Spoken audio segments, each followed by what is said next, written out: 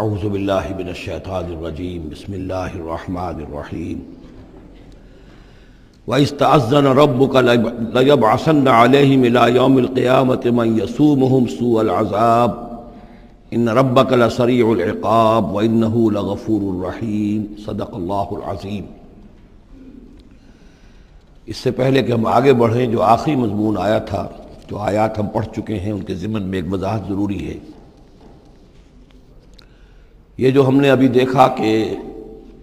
اس بستی کے لوگ تین قسم کے تین حصوں میں منقسم ہو گئے تھے۔ ایک وہ لوگ جو گناہ میں بڑھے جا رہے تھے، ایک وہ کہ جو خود گناہ تو نہیں کر رہے تھے لیکن روک بھی نہیں رہے تھے، اور ایک وہ کہ جو گناہ سے خود بھی مجتنب تھے اور نہی عن المنکر کا فریضہ آخری وقت تک سر انجام دے رہے تھے۔ صراحت کے ساتھ یہاں جو فرمایا گیا کہ ہم نے بچایا کس کو؟ فَأَنْجَيْنَا الَّذِينَ يَنْهَوْنَ عَنِ السُّوءِ، بچایا ہم نے ان کو کہ جو روک رہے تھے بدی سے۔ وَأَخَذْنَا الَّذِينَ ظَلَمُوا بِعَذَابٍ بَئِيسٍ، اور ہم نے پکڑ لیا ان لوگوں کو جو گناہ میں ملوث تھے ایک بہت ہی برے عذاب میں ان کے نافرمانی کی وجہ سے۔ اس سے بعض حضرات نے ایک نقطہ نکالنے کی کوشش کی ہے، اور وہ یہ ہے کہ ایک گروہ کے بارے میں صراحت کے ساتھ آ گیا کہ اس کو بچا لیا، وہ لوگ جو نہی عن المنکر کر رہے تھے۔ ایک گروہ جس کے بارے میں صراحت سے کہا گیا کہ اس پر عذاب آیا، وہ ہے جو گناہ میں ملوث تھے۔ گویا کہ درمیانی گروہ جو ہے اس کے بارے میں یہاں سکوت اختیار کیا گیا ہے۔ ان کو ایک طرح سے امید دلائی جا رہی ہے کہ جو لوگ گناہ سے مجتنب رہیں گے، اگر وہ خود گناہ میں ملوث نہیں ہوئے ہیں تو اس عذاب سے کہ دنیا میں آتا ہے اس سے وہ بچا لیے جائیں گے۔ اور یہ بہت بڑی غلط فہمی ہے۔ یہ ایسی ہی بات ہے جیسے کہ میں نے آپ کو بتایا تھا سورہ مائدہ کے پڑھتے ہوئے کہ جو آیت مبارکہ تھی کہ علیکم انفسکم لا یضرکم من ضل اذا اہتدیتم، تو حضرت ابوبکر رضی اللہ تعالیٰ عنہ کو خطبہ ارشاد فرمانا پڑا کہ لوگوں تم اس آیت سے بالکل غلط نتیجہ نکال رہے ہو۔ اس کا یہ مطلب نہیں ہے کہ دعوت اور تبلیغ اور امر بالمعروف اور نہی منکر تمہاری ذمہ داری نہیں ہے، بلکہ مطلب یہ ہے کہ تم اپنا سب کچھ کر لو، زور لگا لو سمجھانے کا، امر بالمعروف کا، نہی عن منکر کا، پھر بھی اگر کچھ لوگ اڑے رہیں کفر پر اور گناہ پر تو پھر تم پر کوئی وبال نہیں ہے۔ اصل مفہوم یہ ہے، لیکن اس سے انسان جو ہے چاہتا ہے ذمہ داری سے فرار، تو اس کے لیے جہاں کہیں بھی اسے بہانہ ملتا ہے اس قسم کے وہ نقطے تراشتا ہے۔ یہاں یہ سمجھ لیجئے کہ اصل میں نہی عن المنکر نہ کرنا بھی تو جرم ہے۔ فَأَخَذْنَا الَّذِينَ ظَلَمُوا، ظلم جو لوگ ظلم کر رہے تھے، ایک دوہرا ظلم کر رہے تھے کہ گناہ میں ملوث بھی تھے اور اس میں ملوث تھے، اور دوسرے وہ لوگ تھے کہ جو اگرچہ ملوث نہیں تھے لیکن یہ کہ وہ روک نہیں رہے تھے۔ نہ روکنے کا جرم جو ہے یہ تو موجود ہے۔ اگر نہی عن المنکر فرض ہے، اگر یہ ذمہ داری ہے، تو نہ روکنا جو ہے یہ خود اپنی جگہ پر ایک جرم ہے۔ اس کے لیے میں آپ کو اصل میں ایک حدیث سنا دینا چاہتا ہوں، جو حدیث اس معاملے میں سمجھتا ہوں کہ آخری اور نص قطعی کی حیثیت رکھتی ہے، اور یہ حدیث جو ہے مولانا اشرف علی تھانوی رحمۃ اللہ علیہ نے خطبات جمعہ جو مرتب کیے ہیں ان میں اس حدیث کو شامل کیا ہے، اور یہ حدیث قدسی ہے۔ اوحى اللہ عز وجل الی جبرائیل علیہ الصلوۃ والسلام ان اقلب مدینۃ کذا وکذا باہلھا، اللہ تعالیٰ نے وحی کی حضرت جبرائیل کو کہ فلاں فلاں شہروں کو پلٹ کر دو، الٹ دو، جیسے کہ عامورہ اور صدوم کے شہروں کے بارے میں حکم آیا۔ قال فقال، حضور فرماتے ہیں اس پر حضرت جبرائیل نے عرض کیا بارگاہ خداوندی میں، رب یا رب ان فیہا عبدک فلانا لم یعصک طرفۃ عین، پروردگار اس میں تو تیرا فلاں بندہ بھی ہے جس نے کبھی پلک جھپکنے جتنی دیر بھی معصیت میں نہیں گزاری، گناہ سے اتنا پاک صاف، نگاہ کا ادھر سے ادھر ہو جانا، اتنا وقت بھی کبھی معصیت میں صرف نہیں کیا، تو کیا اس پر بھی الٹ دوں؟ قال فقال، حضور نے فرمایا، اس پر اللہ تعالیٰ نے ارشاد فرمایا اقلبھا علیہ وعلیہم، الٹو اس بستی کو، پہلے اس پر پھر دوسروں پر۔ وجہ کیا ہے؟ فإن وجہہ لم یتبعر فی ساعۃ قط، اس کے چہرے کا رنگ میری غیرت کی وجہ سے کبھی متغیر نہیں ہوا۔ یہ خود تو گناہ سے بچا رہا لیکن گناہ پھیلتے رہے، شریعت کی دھجیاں بکھرتی رہیں، اللہ تعالیٰ کے احکام کا مذاق اڑایا جاتا رہا، اور یہ اپنے دھندے میں لگا رہا، کاروبار میں لگا رہا، یا اپنے نوافل میں لگا رہا، مراقبوں میں لگا رہا، ذکر اذکار میں لگا رہا، تو یہ دوسروں سے بڑھ کر مجرم ہے۔ اقلبھا علیہ، اقلبھا علیہ وعلیہم، الٹو اس بستی کو، پہلے اس پر پھر دوسروں پر، فإن وجہہ لم یتبعر فی ساعۃ قط۔ اور دوسرے یہ کہ قرآن مجید میں سورہ انفال اب بہت قریب آ گئی ہے، اب پڑھیں گے جلد ہی، وہ آیت مبارکہ بھی نص قطعی ہے قرآن کے حوالے سے، یہ تو حدیث کے حوالے سے ہوئی۔ قرآن مجید میں فرمایا گیا واتقوا فتنۃ لا تصیبن الذین ظلموا منکم خاصہ۔ اس دنیا میں جب کوئی اجتماعی سزا آتی ہے کسی قوم کے اندر بحیثیت مجموعی، جب منکرات پھیل جائیں، تو جب سزا آتی ہے تو پھر وہ صرف جو گناہ گار ہیں انہی کو اپنی لپیٹ میں نہیں لیتی، بلکہ وہ لوگ جو بچے ہوئے تھے وہ بھی لپیٹ میں آ جاتے ہیں۔ ہاں امید جو دلائی گئی ہے یہاں سے وہ یہ ہے کہ جو امر بالمعروف و نہی عن المنکر کی آخری حد تک، آخری وقت تک کوشش کرتے رہے ہوں، اللہ تعالیٰ ان کو بچا لے گا۔ اب آگے چلیے، وَإِسْتَأْذَنَ رَبُّكَ، اور یاد کرو جب کہ آپ کے رب نے یہ اعلان کر دیا، لَيَبْعَثَنَّ عَلَيْهِمْ، وہ لازماً اٹھاتا رہے گا ان پر، مسلط کرتا رہے گا ان پر، إِلَى يَوْمِ الْقِيَامَةِ، قیامت کے دن تک ایسے لوگوں کو، مَن يَسُومُهُمْ سُوءَ الْعَذَابِ، جو انہیں بدترین عذاب کے اندر مبتلا کرتے رہیں گے۔ ان ربک لسریع العقاب، یقیناً آپ کا رب سزا دینے میں بہت جلدی کرتا ہے۔ وَإِنَّهُ لَغَفُورٌ الرحیم، اور یقیناً وہ غفور بھی ہے، رحیم بھی ہے۔ اللہ کی تو یہ دونوں شانیں ہیں، وہ عزیز ذو انتقام بھی ہے، سریع العقاب بھی ہے، لیکن وہ غفور الرحیم بھی ہے۔ اب یہ آپ کا طرز عمل ہے کہ آپ اپنے آپ کو اس کی کس شان کا مستحق بناتے ہیں۔ اس آیت میں واقعہ یہ ہے کہ جس قانون کا ذکر ہو رہا ہے اللہ تعالیٰ کی طرف سے، اس فیصلے کا، وہ ہماری نگاہوں کے سامنے ان کی پوری تاریخ،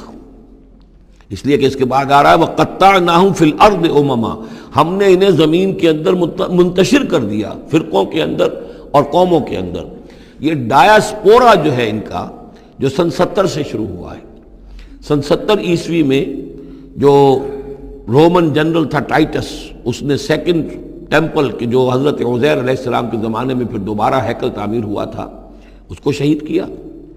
1,33,000 یہودیوں کو ایک دن میں قتل کیا یروشلم میں، اور یہاں سے یہودیوں کو نکال باہر کیا، فلسطین سے نکال دیے گئے، تم اب فلسطین میں نہیں رہ سکتے۔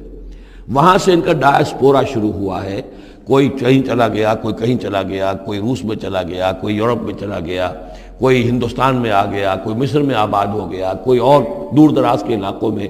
پھر جب یہ امریکہ دریافت ہوا ہے تو یہ امریکہ بھی چلے گئے، وہاں بھی جا کر آباد ہو گئے۔ تو یہ ان کا ڈایاسپورا کا پیریڈ ہے کہ جس میں یہ گویا کہ منتشر کر دیے گئے پوری زمین کے اندر، ان کی کوئی ایک جمعیت کہیں نہیں رہی،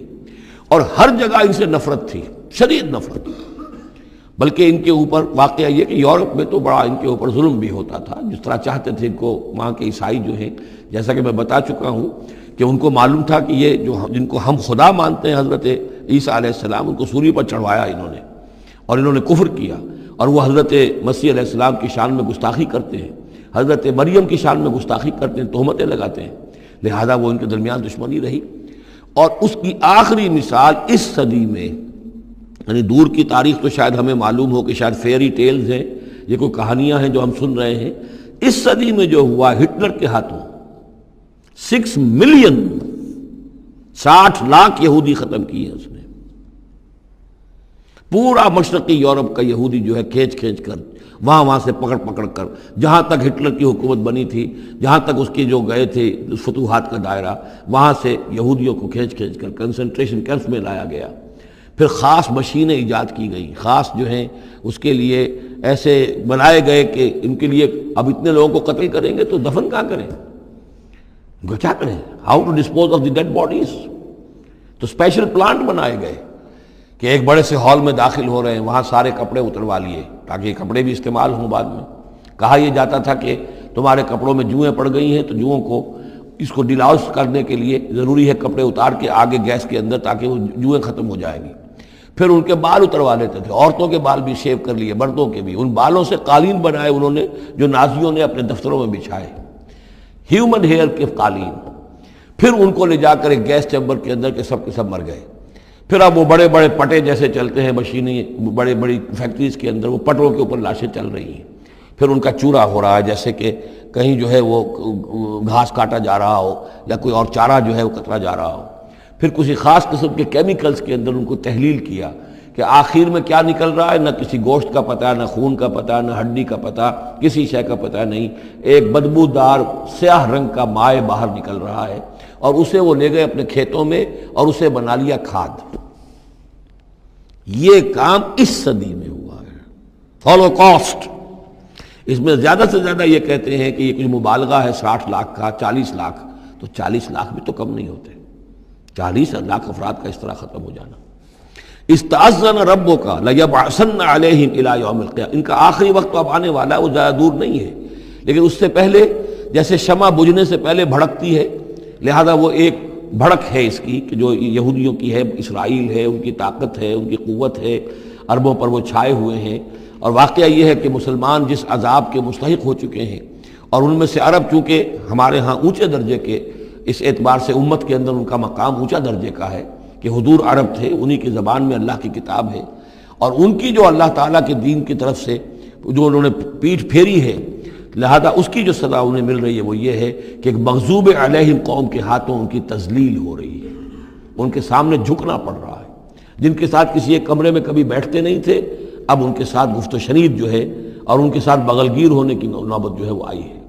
اور ابھی جو کچھ ہونا ہے وہ خیر دوسری بات ہے، میں اس میں نہیں جانا چاہتا، وہ آخری وقت بھی آئے گا،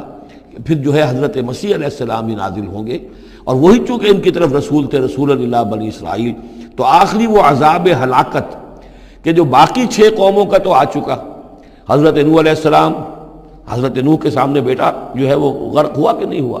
حضرت ہود، حضرت صالح، ان سب کے سامنے جو ہے ان کی قومیں ہلاک ہوئیں، تو اب حضرت مسیح کو اٹھا لیا گیا تھا، وہی آئیں گے اور انہی کے ہاتھوں یہ اپنے کیفر کردار کو پہنچیں گے، اور ان کا ایک ایک بچہ ختم ہوگا، لیکن اس سے پہلے ان کے ہاتھوں مسلمانوں پر اللہ کے عذاب کے بڑے کوڑے برسیں گے۔ To add insult to injury, کہ ایک یہودی قوم کے ہاتھوں، مغضوب علیہم قوم کے ہاتھوں پٹائی ہوگی، اور جو ہو رہی ہے، لیکن یہ کہ ابھی شدید تر صورت میں اس کا شروع ہونے والا ہے معاملہ۔ کوئی دنوں کی بات ہے کہ مسجد اقصیٰ شہید کر دی جائے گی، اور پھر ایک طوفان جو ہے مڈل ایسٹ میں شروع ہو جائے گا۔ وَإِسْتَأْذَنَ رَبُّكَ لَيَبْعَثَنَّ عَلَيْهِمْ إِلَىٰ يَوْمِ الْقِيَامَةِ مَن يَسُومُهُمْ سُوءَ الْعَذَابِ، یاد کرو جب کہ آپ کے رب نے یہ اعلان کر دیا تھا کہ وہ لازماً اٹھاتا رہے گا، مسلط کرتا رہے گا ان پر قیامت تک ایسے لوگوں کو جو انہیں بدترین عذاب میں مبتلا کرتے رہیں گے۔ إِنَّ رَبَّكَ لَسَرِيعُ الْعِقَابِ وَإِنَّهُ لَغَفُورٌ رَحِيمٌ وَقَطَّعْنَاهُمْ فِي الْأَرْضِ، ہم نے متفرق کر دیا ان کو زمین میں، امماً، فرقے بن گئے، علیحدہ جماعتیں بن گئیں، اور اب ان کے جھگڑے ہو رہے ہیں، مختلف علاقوں سے جو لوگ آ کر اسرائیل میں آباد ہو رہے ہیں۔ اب ظاہر بات ہے سینکڑوں برس تک کچھ یہودی جو ہے روس میں رہے، ان کے اپنے کچھ مزاج اور بن گئے ہیں، ان کی شکلوں کے اندر بھی تبدیلی ہو گئی ہے، ان کی زبان بھی کچھ مختلف ہے، تو اب یہ اسرائیل کے اندر ان کے مابین تصادم ہوتا ہے۔ منہم الصالحون ومنہم دون ذلک، ان میں سے ہے کچھ لوگ جو صالح بھی ہیں، لیکن یہ کہ ان میں وہ بھی ہیں کہ جو دوسری طرح کے ہیں، اور طرح کے ہیں۔ وَلَوْنَاهُمْ بِالْحَسَنَاتِ وَالسَّيِّئَاتِ لَعَلَّهُمْ يَرْجِعُونَ، ہم انہیں بھلائی سے اور برائی سے آزمائش کرتے رہے، شاید کہ یہ لوگ لوٹ آئیں۔ فَخَلَفَ مِن بَعْدِهِمْ خَلْفٌ، لیکن یہ کہ ان کے بعد ایسے ناخلف لوگ ان میں پیدا ہو گئے، وَرِثُوا الْكِتَابَ، وہ کتاب کے وارث ہو گئے، وارث بنے، تورات کے وارث بنے۔ یاخذون عرض هذا الادنى، وہ اس دنیا جو ادنا زندگی ہے، دنیا کی ادنا زندگانی، اسی کے ساتھ و سامان کے پیچھے پڑے رہتے ہیں، حاصل کرتے ہیں حلال سے، حرام سے، جائز سے، ناجائز سے۔ وَيَقُولُونَ سَيُغْفَرُ لَنَا، اور کہتے ہیں ہمیں تو بخش دیا جائے گا، ابراہیم کی نسل سے ہیں، اسرائیل کی اولاد ہیں، we are the chosen people of the Lord، سَيُغْفَرُ لَنَا، ہمیں بخش دیا جائے گا۔ وہیں یاتہم عرض مثلہ یاخذوہ، اگر ایسا ہی اور سامان بھی ان کو دیا جائے اور لے لیں گے، حرام سے یہ نہیں دیکھیں گے کہ حلال سے یا حرام سے۔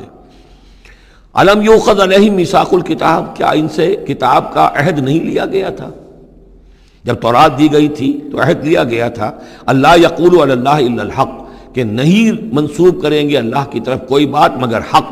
ودرسوا ما فیہ، اور انہوں نے پڑھا اس کو جو کچھ کہ اس میں تھا، والدار الآخرۃ خیر للذین یتقون، اور یقیناً آخرت کا گھر، پچھلا گھر تو بہتر ہے انہی لوگوں کے لیے جنہوں نے تقوی کی روش اختیار کی، فلا تعقلون، تو کیا تم عقل سے کام نہیں لیتے؟ والذین یمسکون بالکتاب واقاموا الصلاۃ، اور رہے وہ لوگ کہ جو کتاب کو مضبوطی کے ساتھ جنہوں نے تھاما، تمسک کیا کتاب کے ساتھ، اور اقاموا الصلاۃ، نماز قائم کی، انا لا نضیع اجر المصلحین، ایسے مصلحین کا اجر ہم ضائع نہیں کریں گے۔ بات ہے کہ کوئی نہ کوئی لوگ تو ان کے اندر اچھے رہے، آخری وقت تک بھی رہے۔ وَإِذْ نَتَقْنَا الْجَبَلَ فَوْقَهُمْ، اور یاد کرو جب کہ ہم نے پہاڑ کو ان کے اوپر اٹھا دیا تھا، كَأَنَّهُ ظُلَّةٌ، ایسے ہو گیا تھا جیسے سائبان ہو، وَظَنُّوا أَنَّهُ واقع بِهِمْ، اور انہیں یقین ہو گیا تھا کہ ابھی ہم پر گرا کہ گرا، خُذُوا مَا آتَيْنَاكُمْ بِقُوَّةٍ، اور ہم نے اس وقت کہا تھا کہ تھامو اس کو مضبوطی کے ساتھ جو ہم نے تمہیں دیا ہے، اس کتاب کو مضبوطی سے تھامو، اس کو پوری قوت کے ساتھ اپنی اس کا تمسک کرو، وَاذْكُرُوا مَا فِيهِ لَعَلَّكُمْ تَتَّقُونَ، اور جو کچھ اس میں ہے اس کو یاد رکھو، مستحضر رکھو، تاکہ تم بچتے رہو اور تمہارے اندر تقویٰ کی روش پیدا ہو جائے۔